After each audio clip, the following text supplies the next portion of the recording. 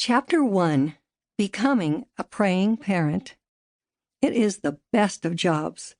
It is the most difficult of jobs. It can bring you the greatest joy. It can cause the greatest pain. There is nothing as fulfilling and exhilarating. There is nothing so depleting and exhausting. No area of your life can make you feel more like a success when everything is going well. No area of your life can make you feel more like a failure when things go wrong. Parenting. The word itself can bring contradictory emotions to the surface. We try to do the best we can raising our children. Then, just when we think we've got the parenting terrain all figured out, we suddenly find ourselves in new territory again, as each new age and stage presents another set of challenges. Sometimes we sail through smoothly. Sometimes we encounter tempests and tidal waves. Sometimes we get so tired that we just want to give up. Let the storm take us where it will. But I have good news.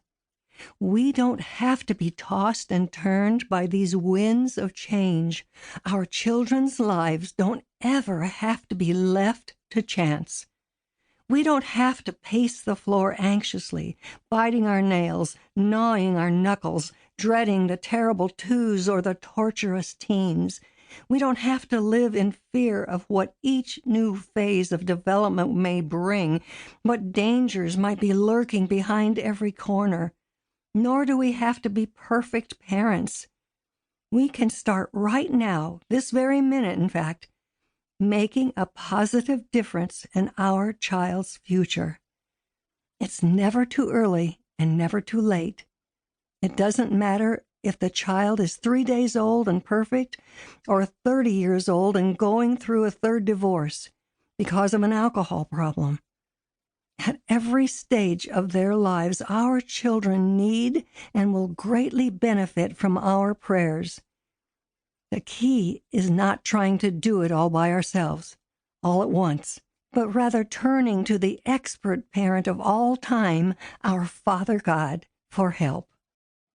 Then, taking one step at a time, we must cover every detail of our child's life in prayer. There is great power in doing that, far beyond what most people imagine.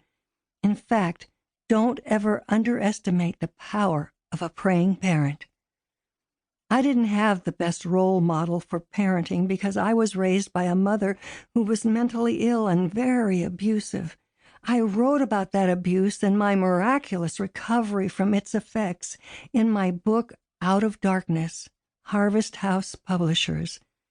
I also related how having my first child, our son Christopher, caused me to realize that I had the potential in me to be an abusive parent.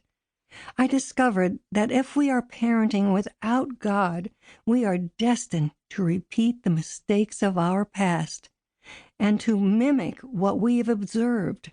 A scene from childhood can flash across the screen of your mind and play itself out on the stage of your life in a moment of weakness, before you even realize what has happened.